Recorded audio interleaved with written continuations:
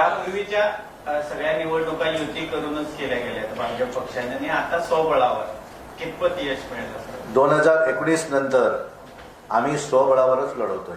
तुम्ही आठवण करा, 2019 ही लोकसभा निवडणुका, 2019 ही बाय इलेक्शन 4 ठिकाणी आम्ही स्वबळावर लढवलं.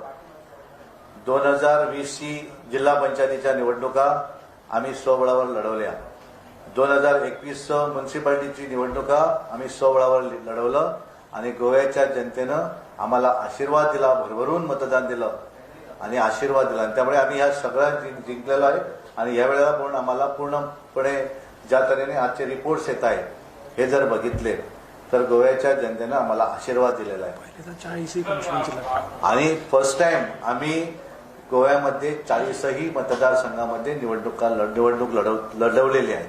40तले 40 उमेदवार. मला माहित आहे जे 2-3 मतदारसंघामध्ये आमची मार्जिन, आमची कॅपॅसिटी नाही तेवढी, तिकडे आमचे वोटर कमी आहेत, आम्हाला आशीर्वाद देणारे लोक कमी आहेत, पण आम्ही लढवले, ते सर्वात महत्वाचं. कसेही असले तरी मग ते गोव्यामध्ये आहेत.